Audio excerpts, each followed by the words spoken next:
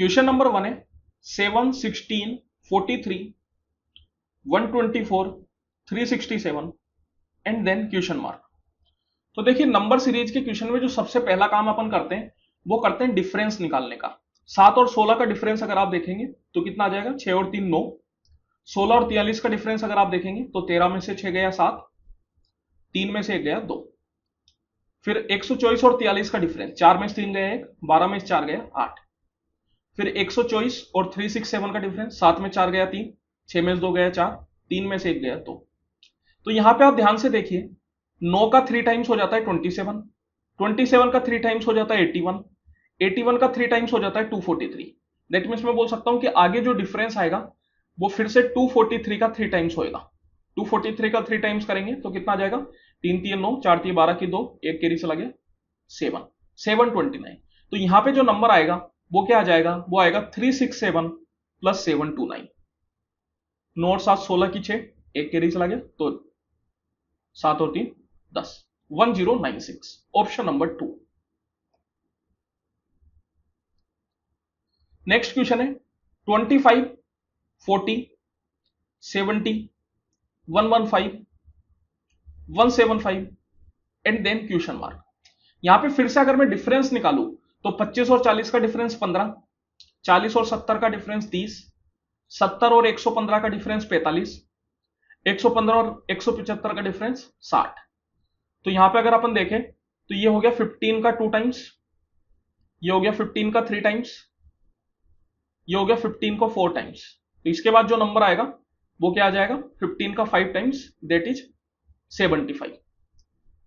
तो अपन कह सकते हैं 175 plus 75 that is equal to 250। Option number 3।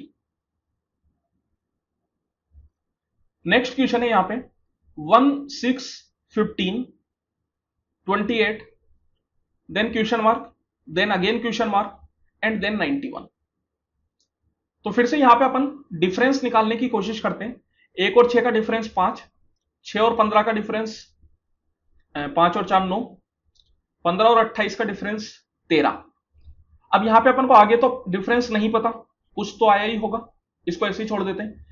5, 9 और 13 कुछ ढंग का तो लग नहीं रहा, मल्टीपल तो कुछ है नहीं यहां पे। तो फिर से डिफरेंस निकालते हैं। 5 और 9 का डिफरेंस 4, 9 और 13 का डिफरेंस 4। देखिए 4 और 4 आया, दैट मीन्स मैं बोल सकता हूं कि आगे वाले टर्म में भी हो सकता है 4 ही अपना डिफरेंस आए। तो 13 और 4 17। इसके हिसाब से अगर आप 28 प्लस 17 करेंगे तो कितना आएगा, 28 plus 17 this is equal to, ये कितना हो गया 45, 45। अगर अपन आगे चेक करें तो आगे भी देखिए यहां पे 4 आएगा डिफरेंस, तो 17 और 4 21। यहां पे अपने पास 45 आया था, 45 प्लस 21 करेंगे तो 5 और 1 6, 4 और 2 6।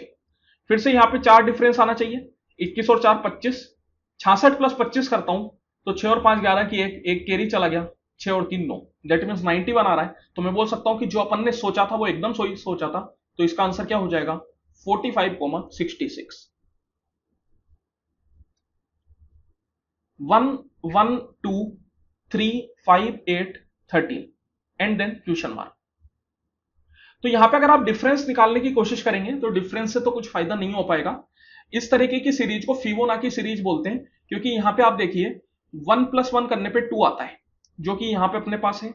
इसी तरीके से 1 प्लस 2 करने पे 3 आता है जो कि यहां पे अपने पास है।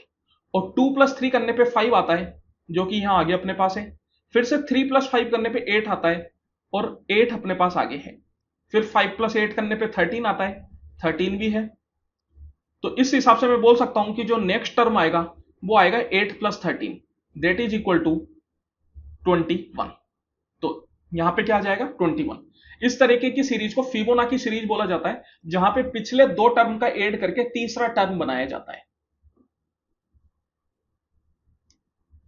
नेक्स्ट क्वेश्चन है 2, यहां पे स्टार्टिंग में ही क्वेश्चन मार्क है, देन 17, 26, 37, 50, 65 एंड देन 82।